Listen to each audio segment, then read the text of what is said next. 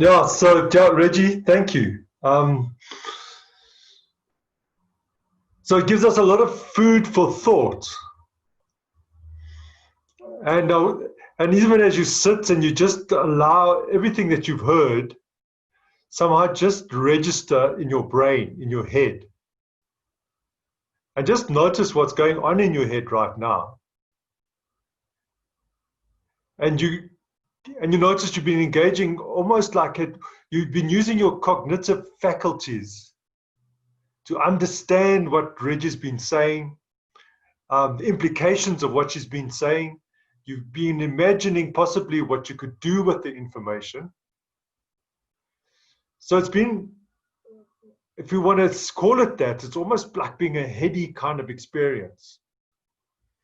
And part of really managing stress is to be able to take what you've heard and bring it into your body. And I suppose part of that movement now is my little section, is to be able to bring you into your bodies and start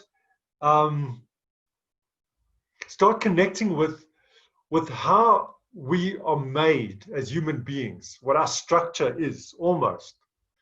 So we're actually designed to manage stress. Our bodies are designed in such a way that we can deal and we can cope with stress. And the very reason why you're sitting here on the Zoom call is because your families, your parents, your grandparents, your great-grandparents, and your great-great-grandparents have all managed to learn how to cope with stress and challenges in life. And the ones that have been able to manage and cope are the ones that survived. The ones that didn't learn how to manage and cope didn't survive. And so almost like the genetic information in your body, the genetic information in your head that you have comes out of that learning of the people that have gone behind you. So not only do we know like this collective wisdom, but our bodies are almost designed to be able to manage this kind of stress. So what I'm going to do is I'm going to share with you a slide, and I think sometimes the slide can be quite helpful, simply because what it does is it gives a little bit of insight into the way we are designed. And just going to put that up there again. So I'm not quite used to doing the Zoom webinar. We normally do Zoom calls and we all chat away together. So it's a very interesting experience. So let me just slideshow in the present. All right, okay, so hopefully you can see the slide in front of you. And so this is just a moment of you connecting, moving from your head. I want you to connect and move into your body. So this is a design of the way we manage stress in our lives. So when you look at the diagram, you can see that there's two blue lines. And so when we are in the two blue lines, we experience a state of well-being. So at this stage, we can manage with the ups and downs of life. So you can even imagine something happens during our day and it almost activates us and it upsets us or it startles us or it excites us and our whole bodies respond. So our sensations, the way we feel inside of our bodies shifts. So from just being almost relaxed, easygoing, all of a sudden we might tense up, our heartbeats start raising, our pupils focus, we listen intently, and we're designed to do that because that ensures our survival. But we're also designed to relax. And the important part of the relaxing is that all those tense moments, our muscles relax, our heartbeat slows down, our thinking starts clearing, we start being able to think more broadly, and we almost relax. So there's this definite movement of up and down. And when I think about this, I always think about watching a mother rock a child. So mom holds the baby to her chest and she gently just sways backwards and forwards. And she just helps the child start regulate their own, what we call the nervous system. So simply by just gently rocking backwards and forwards, we get this feeling inside of ourselves of going up and down and up and down. And when we get a little bit older, there's nothing more satisfying than actually being on a swing and just feeling this movement. And it's this movement almost that is mirrored in our own physiological nervous system. So we're designed to be able to soothe ourselves, to be able to come up and then to come down, and then to come up and then to come down, and manage the stresses of life, manage the challenges that COVID presents us, manage just the way our ancestors managed. But what happens to our nervous systems is that sometimes, and very often, we have exposed to a traumatic experience. So it could be something sudden. All of a sudden, somebody puts a gun to our head, and then our entire nervous system responds, and it shoots up into that fight, flight, or freeze mode. So you can see that red arrow just shooting down. But also what happens, we can be dealing with stress that just carries on. It's just too much, too long. And that pushes us up into what we call the high zone. And so when we're in that high zone, we're operating at a level of, we're irritable, we're edgy, there's like a sense of mania, we're feeling quite anxious, there's like a super vigilance. Everything startles us. We find it very difficult to be able to relax, to focus on a problem. And you can see that line, that red line, shoots us up into that high zone. And then sometimes we get stuck in the high zone. And if I could speak to you so you can imagine you get home from work and you've had a hard day at the office, and you're just basically on that blue line, and then you walk in, and then you notice that one of your kids have broken your favorite vase. That moment you get shot right up, and you just react in a way that you know that isn't rational, and it isn't you. And it upsets you, and you manage, and you're stuck in that like crazy space.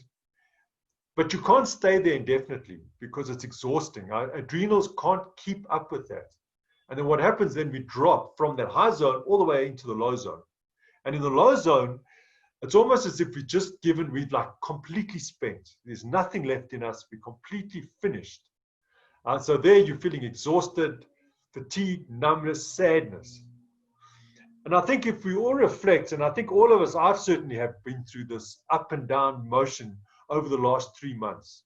So initially, during the initial stages of the lockdown, it was okay. I could manage quite easily up and down.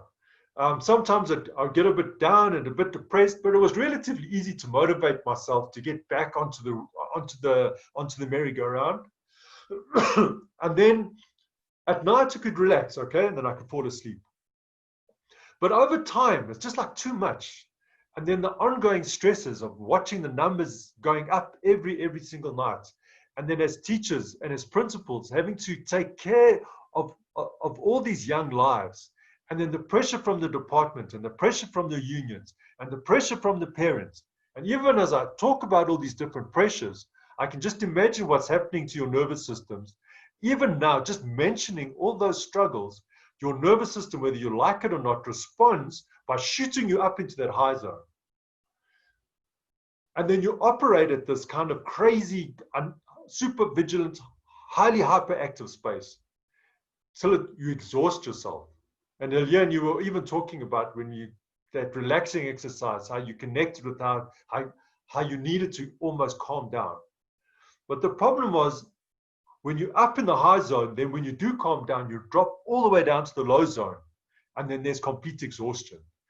And it's almost like nothing can motivate you, nothing can move you until the next crisis comes. And then you find yourself being shot back up into the high zone. And this isn't sustainable because it's almost we've lost connection with the way our body regulates itself. We've lost connection with our mom holding us and just gently, like just slowly rocking us backwards and forwards, So even now, as you're sitting, and most of you got your videos off, so you can do this without getting embarrassed. You can even just slowly just rock yourself, just like backwards in your chair and then slightly forwards in your chair, and then backwards and forwards. And you just kind of notice what happens in your body when you do that. You're almost mimicking this black line of going up and down, up and down. So this is the theory. And so what we do as an organization is we try help people get back into the blue space so that your body's normal mechanism of regulating that movement backwards and forwards, managing the stresses, dealing with them, and then being able to drop down and being able to relax, and then the next day being able to do it all over again, but without burning out. So we designed some exercises, and I'm going to ask Janet just now to take you through a process where you can learn how to move from that high zone and then get into the resilient zone, that space in between, and almost connect with that way of working with our bodies that we have inherited from the people that have survived and passed on their genes to us to survive. And even as I say that, if you just remember that you know how to survive this pandemic, because the people that have gone before you, the blood that runs in your body, those people, the same blood, they've survived the Spanish flu, and they've survived the Black Death, and they've survived the smallpox that arrived in South Africa. They've survived it. You know how to survive. And so hopefully Jan will be able to connect you with that level of resilience that you have inside of yourself by doing this exercise. And I'm just aware, I don't want to take too much of your time because it's a felt experience. So I'm going to leave it like that. Yeah, I'm going to leave it like that at the moment. This is just a taste.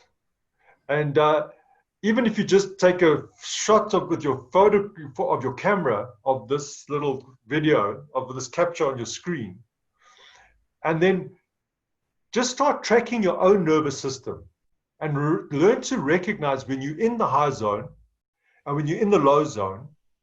And then remember what Janet's going to teach you so that you can get yourself into the blue zone or the resilient zone. Well, let me do that. Thank you. So hopefully that's been helpful. And Janet, I hope that gives you enough juice to be able to take over from me.